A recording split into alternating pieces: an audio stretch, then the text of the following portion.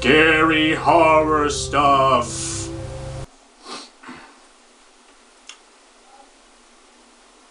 In top 10 formation.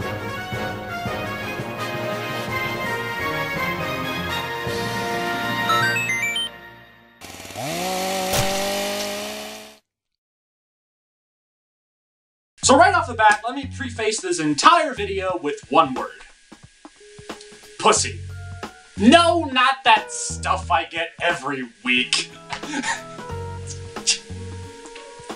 There's supposed to be a song. There's supposed to be a song here somewhere. I got scared pretty easily in my youth. Nowadays, I like to think I'm not spooked as easily. I mean, the only things that really still get me are jump scares, and they don't count because they're cheap bastards. But back then, a lot of stuff was the stuff of nightmares for me.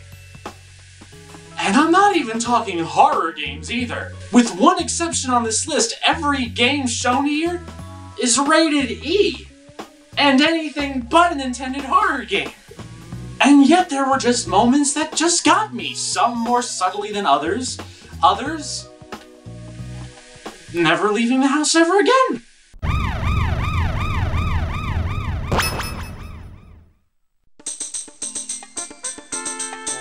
We're starting this list off absolutely fantastically, I gotta say.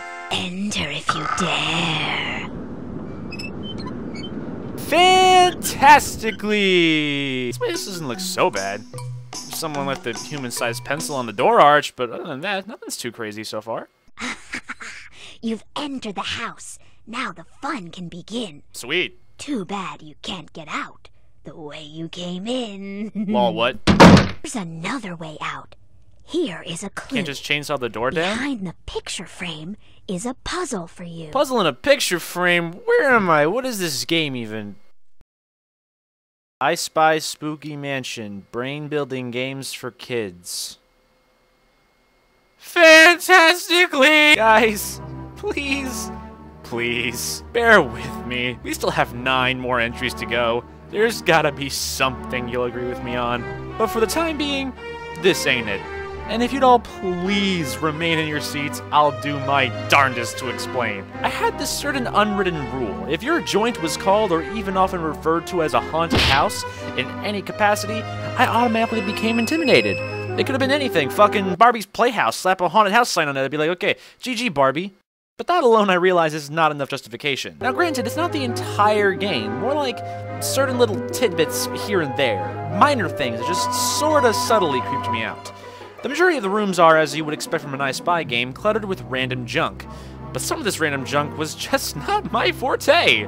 Well, I'm going to show you a couple of examples. Big icky spiders, a weird foggy face, this weird looking crocodile head face thing. Eyeballs on a plate, don't they just look scrum-diddly-umptious. Menacing eyes on the back of a butterfly, a teddy bear missing an eye.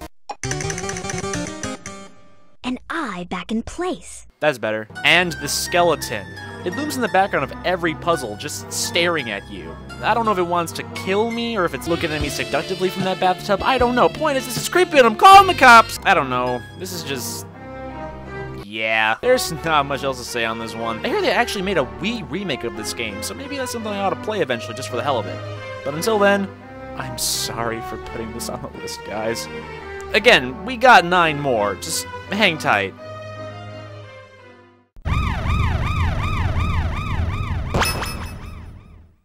Crash Bandicoot Wrath of Cortex was the first Crash game I ever played.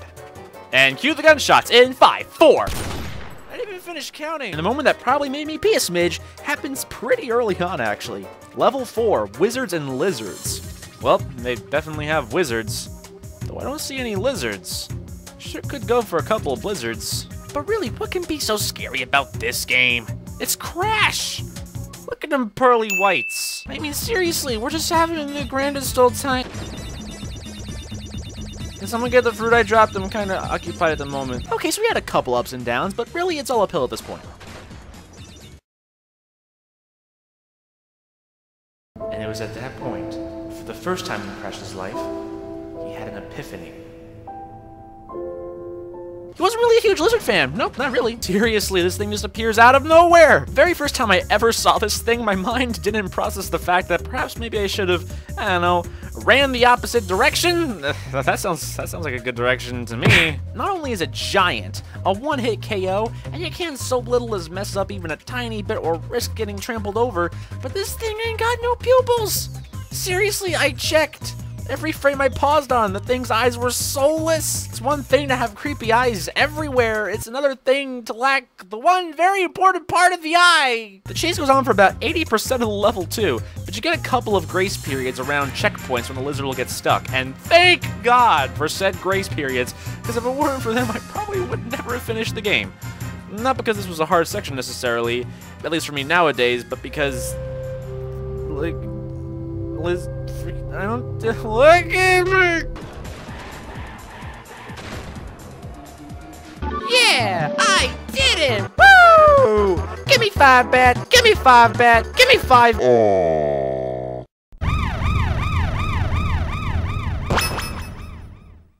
Spyro Year of the Dragon was the first Spyro game I ever played.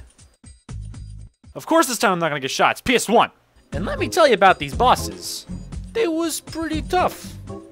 I find them easier than I used to, but they're still fun bosses with cool atmosphere and equally matching music. But then we get to Scorch and things really just aren't hunky-dory anymore. The funny thing is everything around what makes Scorch scary for me isn't scary. The build-up to his appearance sucks. I never use the words Spyro and sucks in the same proximity, but there's that one time in a man's life. You know, same goes with most of the bosses, but Scorch in particular. We see a Rhinoc get pushed towards the sorceress to be turned into Scorch, and then... So how you guys doing today? Decent weather we're having. No, I don't have Pokemon X and Y yet. I have no money right now, I'll get it eventually. Shut up. Do not worry, it is I, Spyro the Dragon, and oh no, it is a giant scary monster. Let me talk to my good pal Bentley. Hey Bentley. And even most of his attacks aren't that great. They're effective, but to an outsider viewing in on the fight, they aren't great. He's got self-defense shields and laser bomb things, so that's good, but a lot of the fight centers around him laying eggs filled with sea crabs, TNT weasels, don't do drugs, kids. He does, however, summon Buzz, a previous boss, and... that was easy. But Scorch himself... At first I thought, not again, he doesn't have any pupils. But then it turned out he does have them. They're just really light yellow and hard to see on his in-game model. I had to look at his boss meter image for confirmation, and man, look at those pearly whites. Scorch is scary, I don't have to explain jack to you, bye!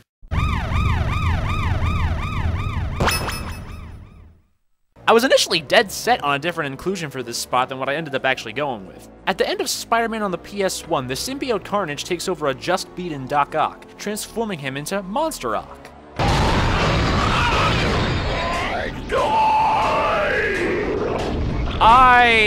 But I thought about it a little more, and you want to know what got me more than pretty much one of the scariest things in any Spider-Man game ever?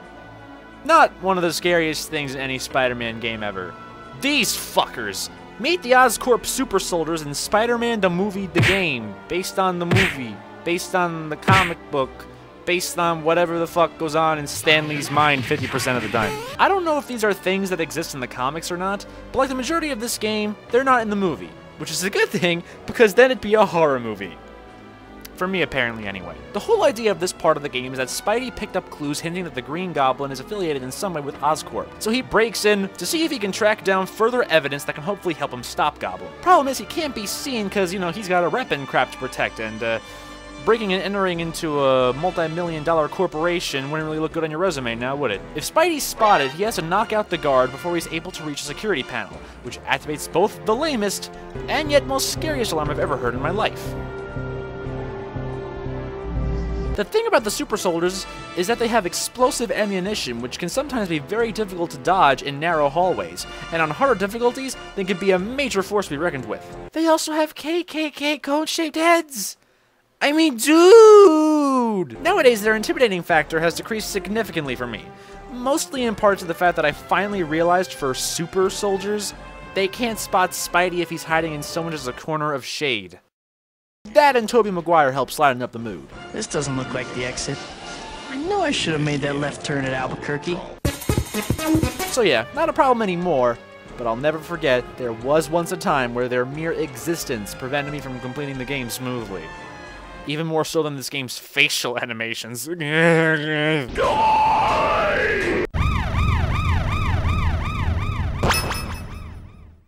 It's probably just me being lazy with script writing or whatever, but for this next one, I couldn't really come up with any good enough reasons to explain to you guys about this next bit.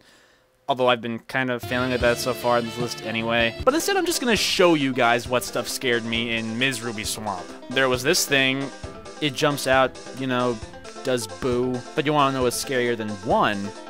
2. Your move, I spy. This guy throws his head at you. Somebody didn't have his head on right when they came up with, no, ghosts. More ghosts.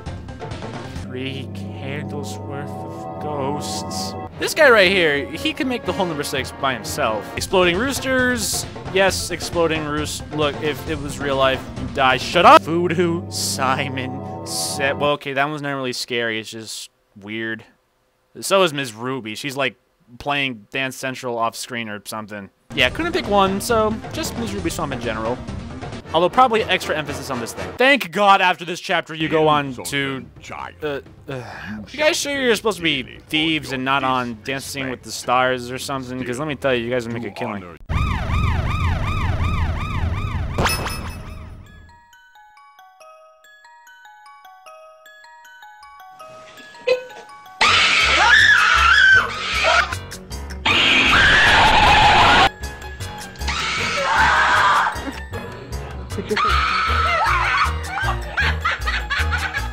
Oh no!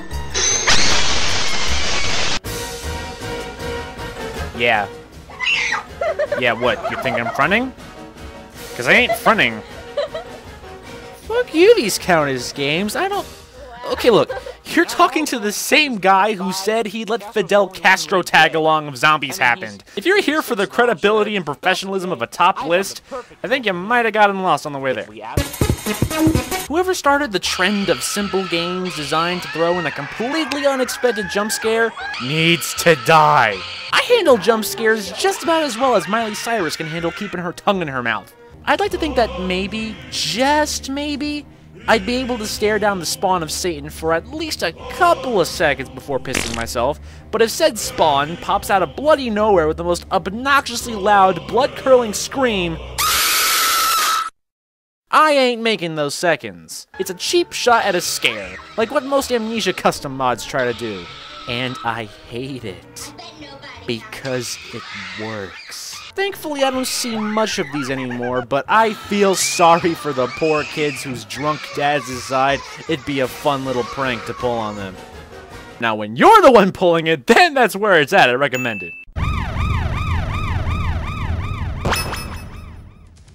Number 4 is something that scared me for all the wrong reasons, and it's a certain something towards the end of Metal Gear Solid 2.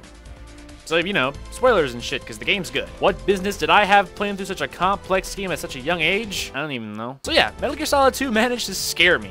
It was, of all the things, the AI kernel. Yes, please, and thank you. Now, he was already kind of making the creep-dar beep during the whole turn the game console off right now thing, but it's not until after Arsenal Gear is destroyed, crashes into Federal Hall, and right before you fight Solidus, that this starts happening. Raiden, are you receiving? We're still here. How's that possible? The AI was destroyed. Only GW. Who are you? To begin with, we're not what you'd call human. What follows is, probably, the longest codec call in the entire game, clocking in at around 10 minutes. And yet, probably one of my favorite cutscenes out of the entire series. But not at the time, it wasn't. No, I just wanted to kick the shit out of Solidus. But I didn't know you could skip past this whole thing because dumb me didn't think to try pressing all the buttons. So I just sat there for 10 minutes not knowing what was going on. And yet scared. Yeah. The whole scene goes into detail on how the Patriots are taking away freedoms of the American people and controlling content over the net, as well as making things like government and the presidency mere shams, and the Patriots are really the ones in total full control. And if you don't heed their final mission of taking down Solidus, you, your girlfriend Rosemary, and some smelly, hairy armpit ladies baby dies! That should have been the scary part. But nope, I'm apparently too busy focusing on the AI Colonel's voice, appearance, and that ambient background music that plays during the whole thing. Rumors about petty issues, misinterpretations, slander. All this junk data, preserved in an unfiltered state, growing at an alarming rate. Now, I am kind of questioning putting this high on the list. It wasn't Vamp, it wasn't the fear of drowning, although don't worry, I've managed to avoid doing so. And it wasn't even Naked Raiden. Although, that in itself is pretty... I didn't need this Kojima, but thank. Nowadays, I'm intimidated by this cutscene for the correct reasons, but back then, the Patriots just knew how to somehow get into my dumbass child's brain and do some funky shit, which is why I decided for that reason, I'll put it on number 4. Human.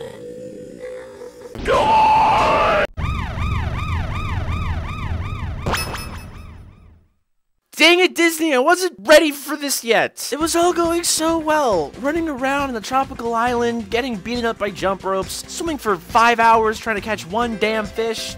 There was just so much happiness and joy, and Donald and Goofy was there. This was looking to be the happiest, most spectacular Disney game ever conceived. Oh my God!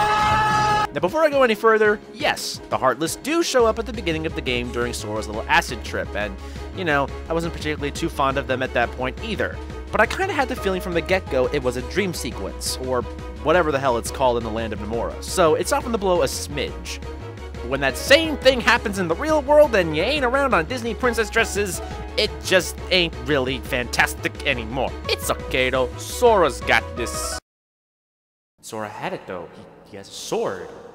Sword hits things. It also kills things sometimes, though. I'm mashing the X button. Black midgets are not dying. I don't! Before Sora gets the Keyblade and can actually defend himself, this was the scariest 10 minutes of my life. But that's not saying a whole lot, though, for me, apparently. By the time I reached the end of the game, 2 years later, I toughened up a lot by then and got used to everything. Even the end of the world wasn't a problem for me. And yeah, 2 years, I know. All because I didn't know you could climb this one damn vine! That's a whole other video for a whole other time. Maybe. Look for the bare necessities, the simple bare necessities. As the Harry Potter films went on, they got progressively more and more darker. In the first couple of movies, though, there was an even mixture of serious, but also lighthearted moments. The same can also be said about the game based on the Chamber of Secrets. You could be playing Quidditch, you could be collecting Hearthstone cards, you could be fighting an enchanted washing machine. Harry, we'd like you to meet our washing machine. Huh? Or, and this is my favorite, you could wander around miles of dark forest where almost certain death looms. My favorite kind of death. I know what we're all thinking here, and believe it or not, it's not the Forbidden Forest I'm talking about. Well, it is, but not solely. It's the night segments of the game in general I was not particularly fond of. You know how it is, most kids are afraid of the dark. I was certainly no exception at the time. At my age when I first played this game, every time it was yet another night at Hogwarts, I was like, okay, here you go, anybody else, you can take the reins for a bit. And it wasn't even the dark itself, it was also a variety of things that primarily only took place during the nighttime portions of the game. Oh my god, Hedwig! I was scared at first, but now that you're here, I feel I can tackle anything!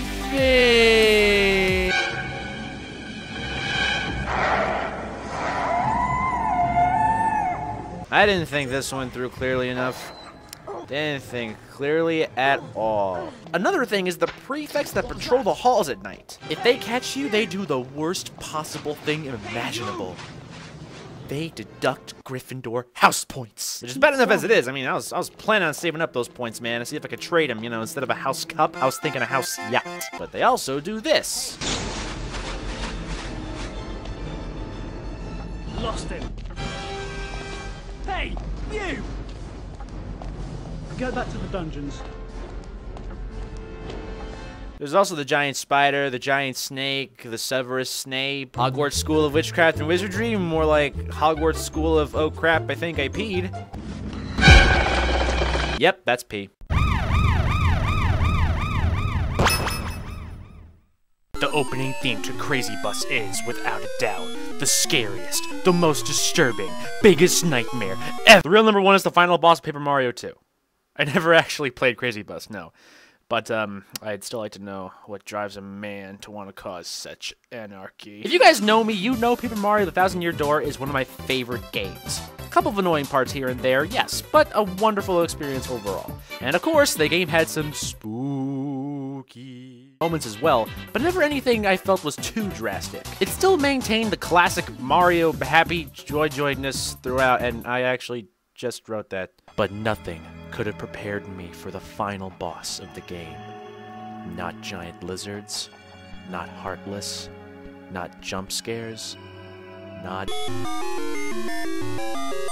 And if you think I'm building up to something dumb, where it's like, oh, Smash is faking us out, the final boss is gonna be a cute little baby panda, then you are sadly mistaken, sir! Everything starts off simple enough. The head honcho of the X-Nauts, Grotus, whom we just beat a few minutes ago, turns all the candle flames purple, which... I mean, alright. Then,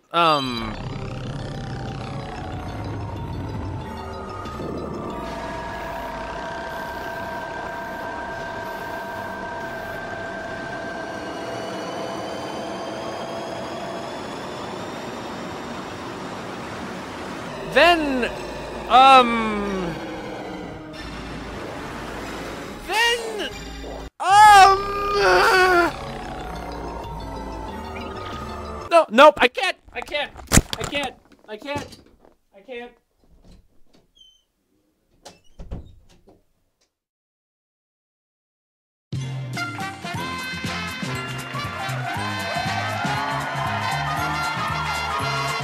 So, Princess Peach, I'd just like to go ahead and go over where we stand on the current matter here, has been possessed by what is essentially a paper version of Satan. You know, the same Peach you save from a giant mutated tortoise 5 times a month! So Peach straight up caps Grotus's ass and then caps it again because she can. She proceeds to cover the entire planet in eternal darkness, and you're immediately thrust into a fight with her. I'm not quite feeling this, man. Partway into the fight, once the Shadow Queen realizes Mario might actually be a ballin' motherfucker, she goes back into what I like to call her not even worth it anymore form, where you can literally do jack shit to her and she just spends the rest of the fight laughing at you.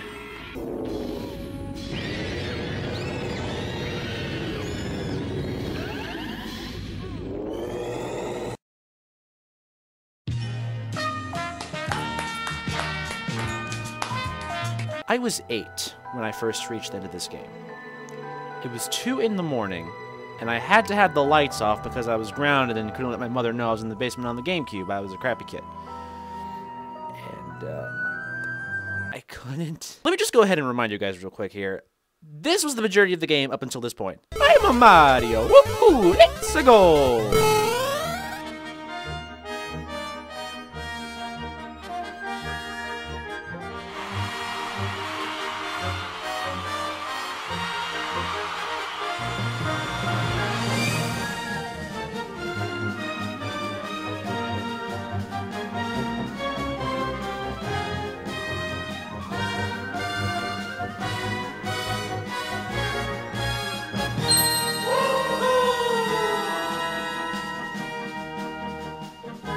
I don't see any I'm a Mario woohoo let's go anywhere here, do you? If I ever had a chance to use one, and only one I'm totally not bullshitting here token, I'd use it now and tell you this was the scariest thing I had ever seen. And I think I've yet to see anything that would get to me now as this got to me back then.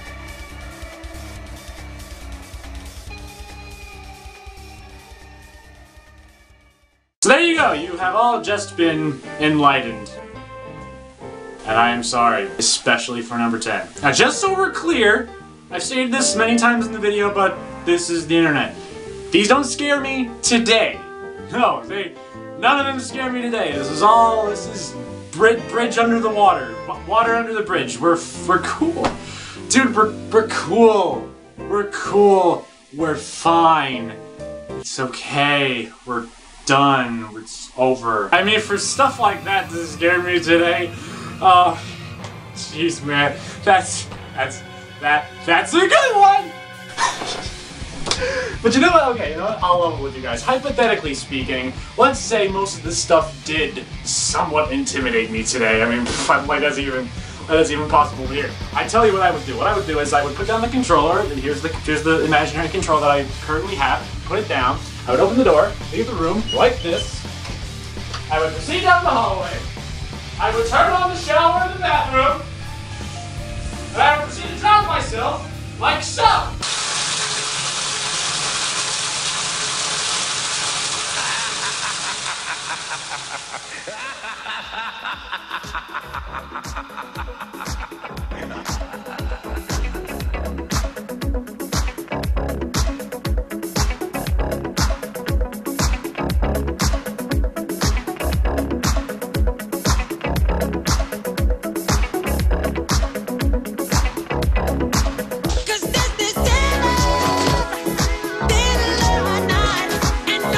Sometimes games are scary. This doesn't look like the exit. I know I should have made that left turn at Albuquerque.